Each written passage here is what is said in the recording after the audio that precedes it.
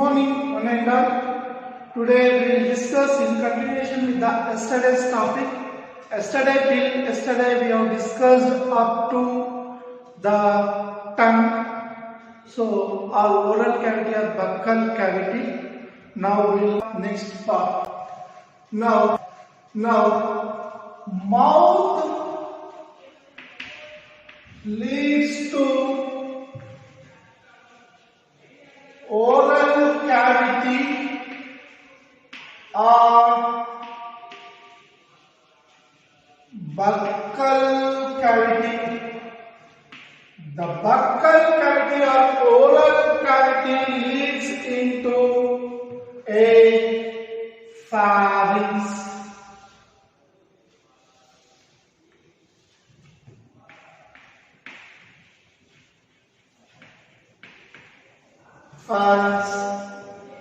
Pharynx is a muscular portion, means it consists of muscles, smooth muscles, cartilaginous muscles, and this pharynx is the connecting link between mouth and nose. Mouth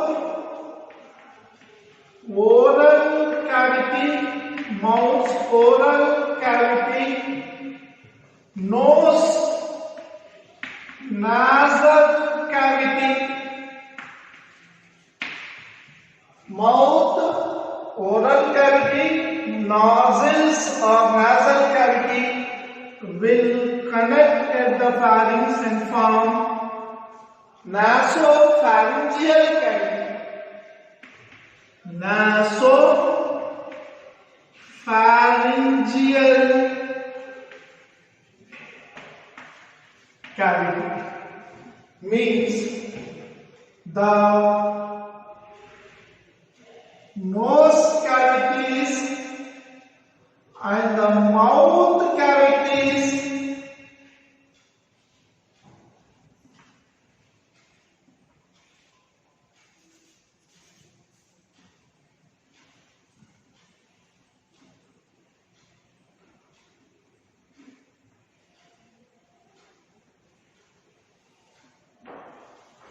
will connect them together, and this part is called nasopharyngeal cavity. That part is called nasopharyngeal cavity or pharynx. So here at this portion a flap-like structure. A flap-like structure called epiglottis. A flap-like structure called epiglottis. This is called glottis, and this pipe is called windpipe or trachea. Trachea or windpipe. Here the flap-like structure covering this is called epiglottis, covering the windpipe. And this epiglottis main function is preventing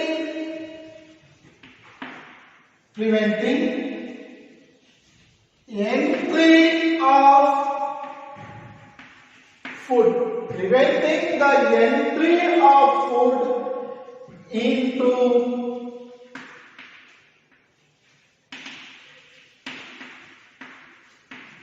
windpipe. Means here when you are doing like this, the epiglottis will be covering the trachea in the neck region and preventing the food. The opening is called, this opening of windpipe is called glottis. This prevents the entry of food into the oral windpipe and only it allows the food into esophagus. So this is called esophagus. Esophagus also called as food pipe. Esophagus is called generally food pipe. It allows the food only into the esophagus and does not allow the food into the windpipe. The opening of the windpipe is called glottis. The glottis is covered by epiglottis. Epiglottis is a flap-like structure called epiglottis, which prevents the entry of food into the windpipe and only allows the food into the esophagus of the food pipe.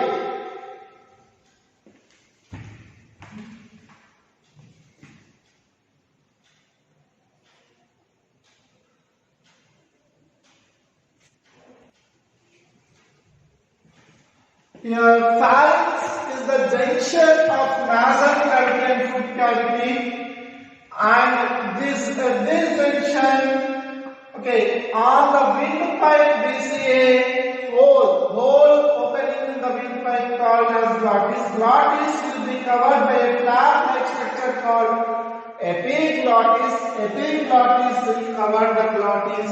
Glottis is covered by epiglottis, and epiglottis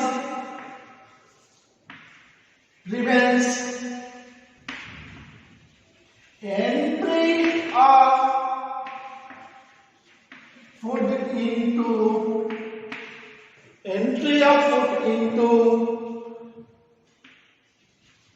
windpipe. Now the pharynx will lead into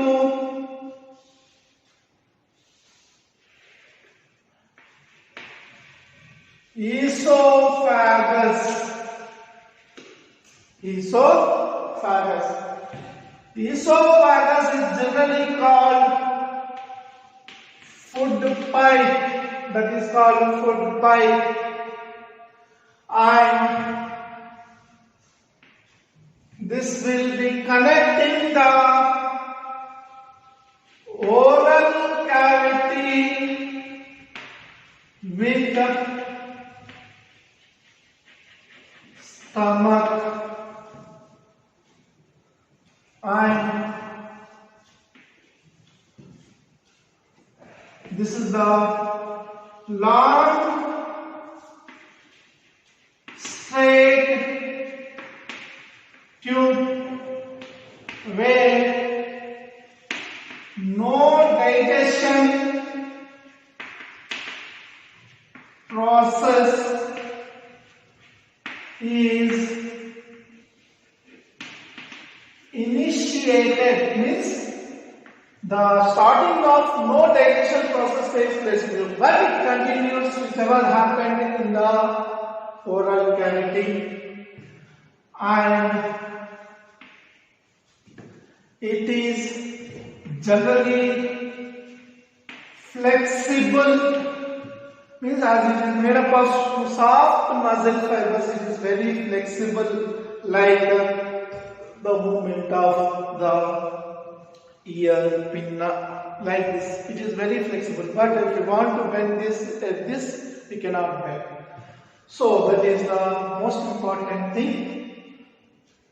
And this esophagus will lead into the next cavity called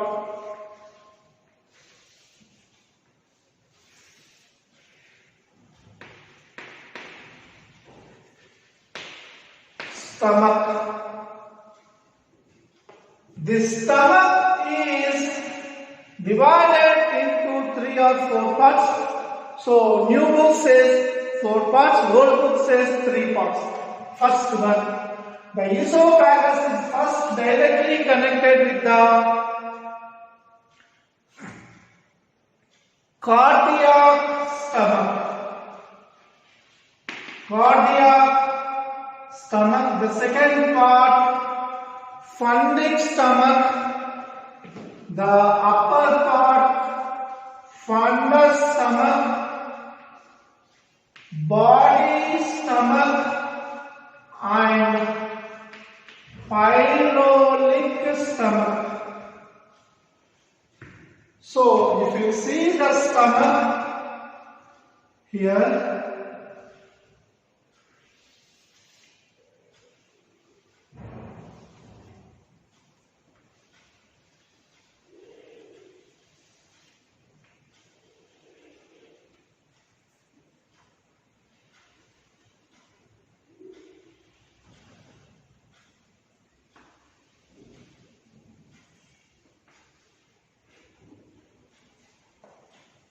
so this is the stomach. The stomach is a J-shaped structure. Most important, one more question, J-shaped structure. The part, this is called as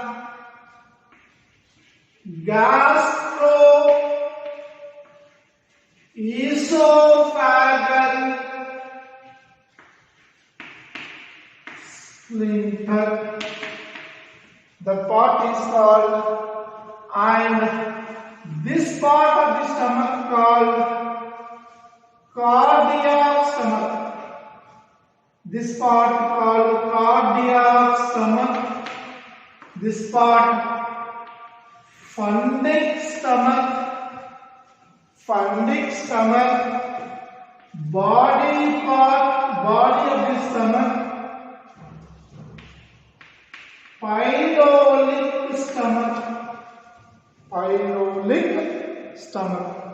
Is the J-shaped structure, is located on the left side of abdominal cavity. Is located on the left side of the abdominal cavity with J-shaped structure.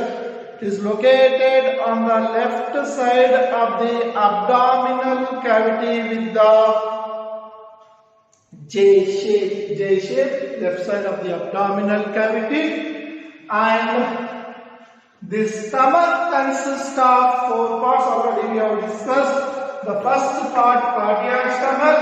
The upper part, a large part called fundus stomach, and the body stomach, and the pyloric stomach.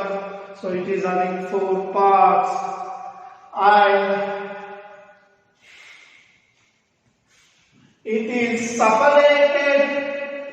The stomach is separated with lungs by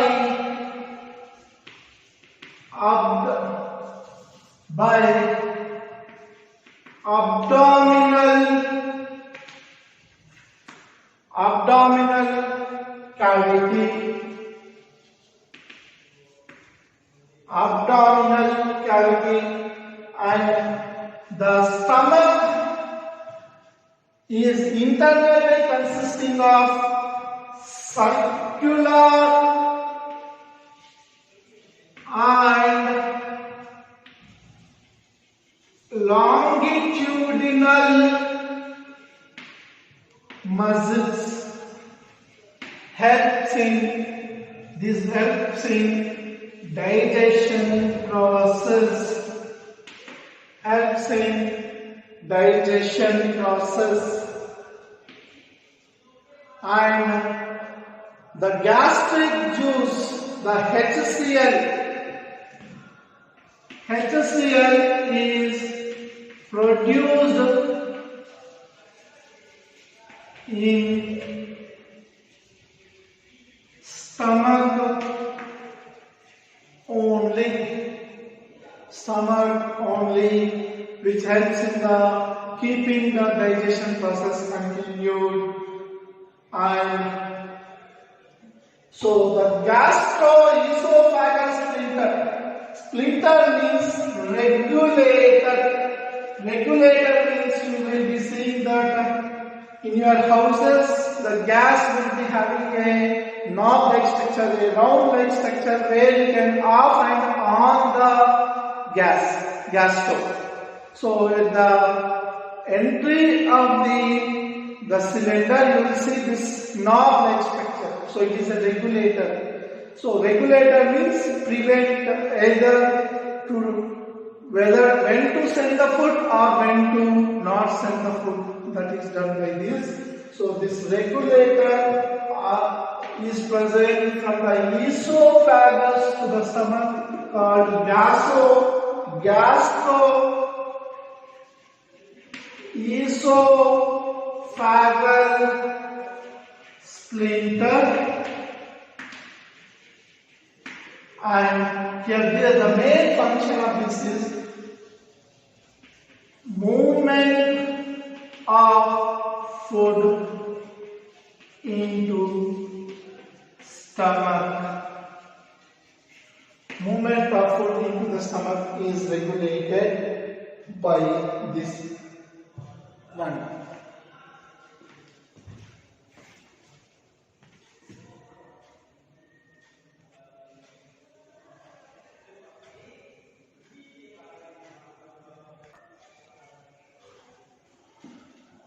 So, mouth to oral cavity to pharynx, pharynx to esophagus, esophagus to stomach. In the stomach, first part cardiac, here between this a sphincter called gastroesophageal sphincter is present, and cardiac to funding to body to pyloric. At the pyloric also a regulator called pyloric sphincter is present. Pyloric sphincter. It regulates the movement of food from the pyloric stomach into the next part called duodenum. So, in pyloric sphincter restricts the entry of food into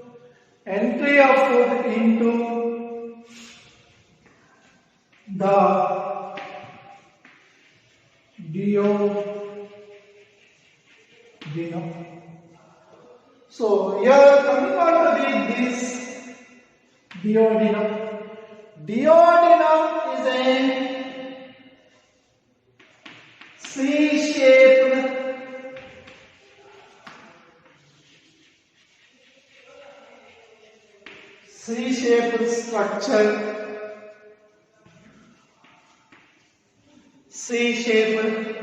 structure. Your duodenum will take the food, and the duodenum only a hepatopancreatic duct will pour the secretions of the liver and pancreas into this. So in the duodenum only, the movement of food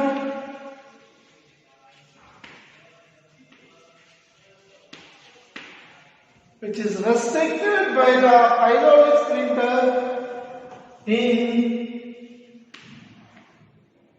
one ball by Here only hepatopancreatic duct, hepatopancreatic duct will pour the hepatopancreatic secretions, liver secretions, liver juice, liver's bile juice, and pancreatic juice. These are two poured into the duodenum where they are subject to the digestion process. So it is a C-shaped structure. Here already you have seen in the stomach that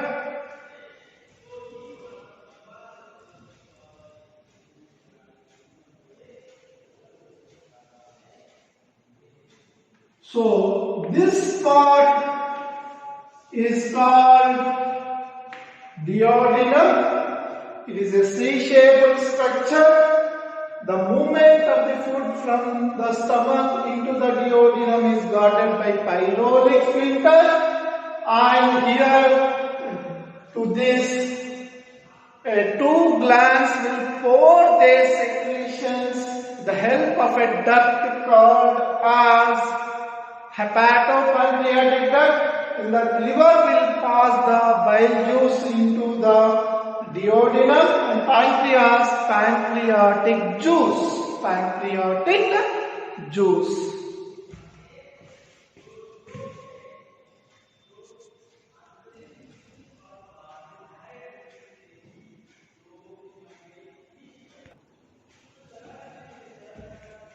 This duodenum will open into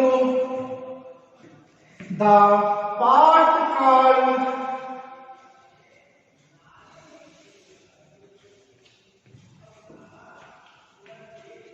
small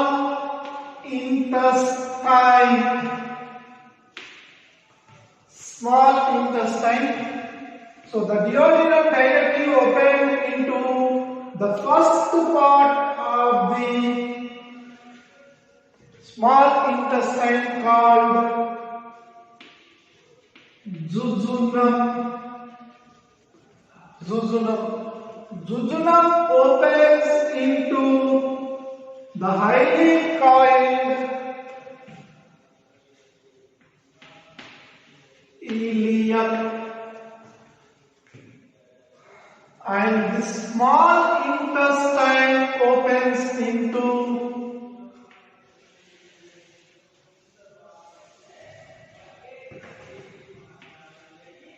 large intestine.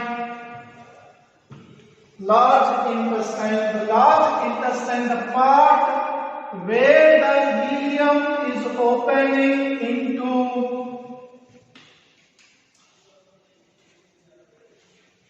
cecum.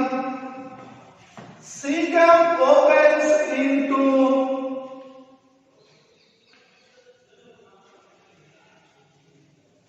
colon. Colon opens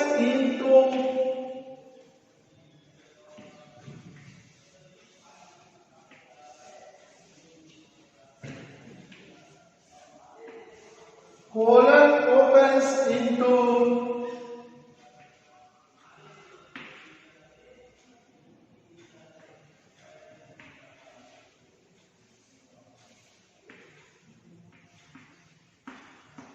rectum. Rectum opens into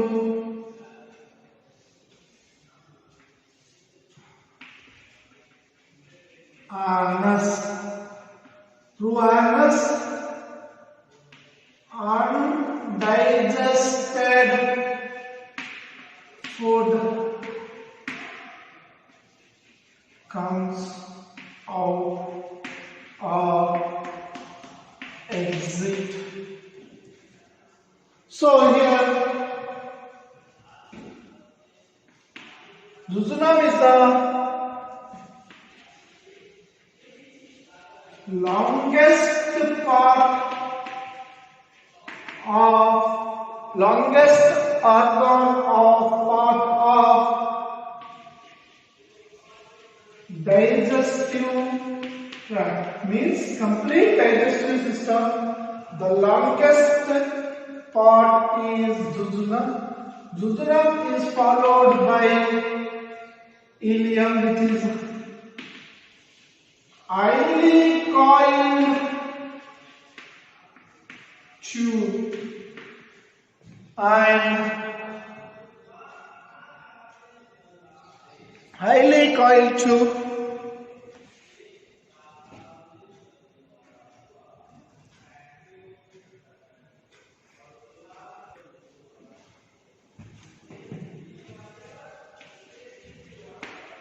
this is the middle long coiled tube-like structure, and this is highly coiled. So at the junction of this small intestine, at the cecum region, ileum and cecum are connected and forms a sphincter called as ileocecal sphincter,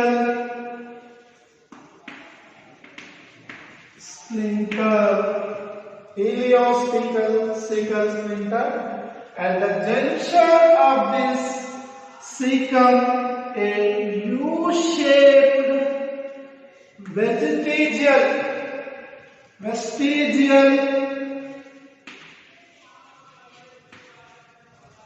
organ called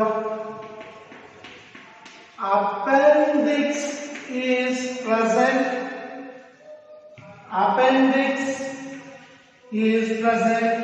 Vestigial means non-functional. Vestigial organ is present. This non-functional vestigial organ is present, and this appendix is functional in herbivores.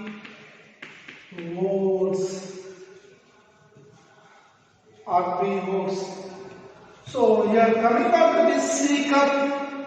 Cecum is a blind sac. Cecum is a blind sac host symbiotic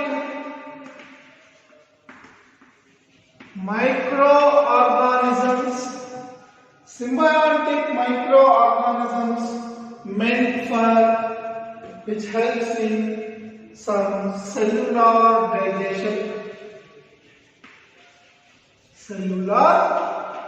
digestion. So we are coming on to the colon. We will discuss the colon here. Colon is again divided into three parts.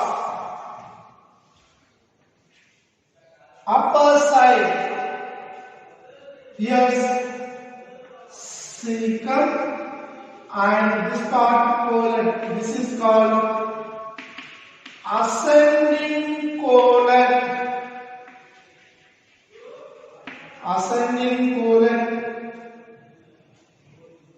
This transverse colon.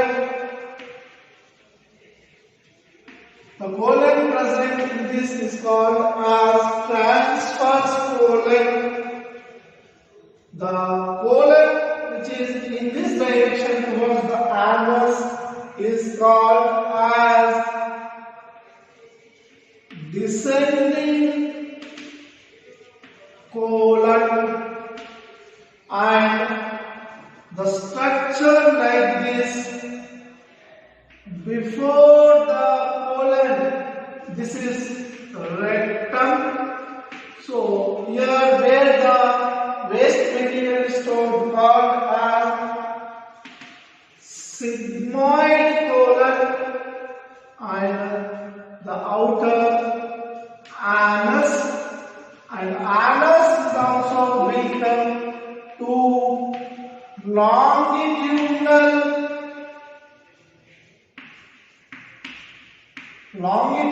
splinters and two circular splinters are present.